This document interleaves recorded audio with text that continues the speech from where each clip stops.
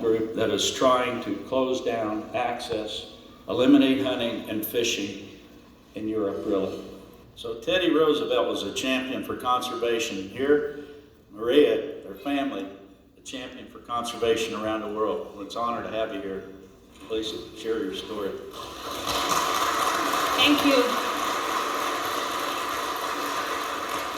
I won't keep hearing that on and fishermen coming together to help Bahamas. What happened over there in Spain should be an eye-opener for us. Fishermen, like all of us, kept that from happening because there are people, more than you might think, that are totally anti-hunting, anti-fishing. They're trying to close down our sport around the world. And it was that tournament over there that they host and they were talking about, and that rally, it was greatly influenced by all folks like you. And anyway, we did have a fun time, all fishermen coming together. I want to leave you with one quote. I had a chance recently to attend this dinner in New York City, and it was to induct President Jimmy Carter and President George H.W. Bush into the Fly Fishing Hall of Fame. Because of their passion, they had the most amazing impact on what we all enjoy. They, between them, told different politics, but both total passion about fishing. They helped set aside more new national wildlife refuges than all other presidents combined. Almost 18 million acres of land. Clean Air Act, Clean Water Act.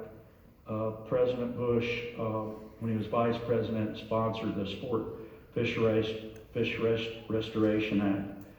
I just want to leave you with a little quote because it really captures passion. And this is a letter that President Bush wrote a while back. I started fishing at age 5 or so in the cold waters along the coast of Maine, using a lead jig with a piece of white cloth for bait, sometimes trolling with an old green cotton line, and of course the first thing I caught was a cove. But after a while I got the hang of it, pulling in mackerel and occasional flounder. I became acquainted with the waters off Kennebunkport so well now that I know every reef and when the swells will break and where you can find the seals on a given day.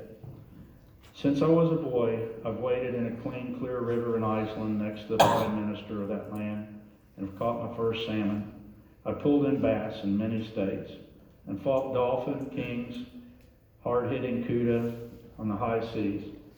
As you might have guessed, fishing is my favorite source of relaxation. It is with the rod and reel in my hand that I tend to count my blessings, especially if I'm with one of my children or with Barbara, the only woman on earth who can catch every fish and catch every word while she's reading a book. But no matter where I fish today, I always look back to the days when I trailed that piece of white cloth along the shoreline. And there's a lesson here that I want to share with you. Whatever you love to do, whether it's hiking, hunting, kayaking, hang on to it. As you pursue success in school and later in your careers, don't forget to find time for those things you love to do. If you stay true to the hobbies of your youth, you will find a source of relaxation and replenishment that will never fail you. I thank you guys. Happy fishing. I'm sorry I talked way too damn long.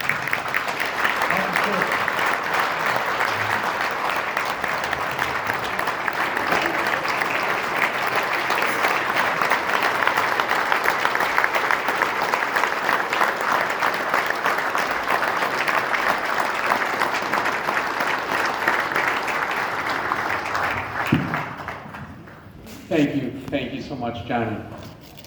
And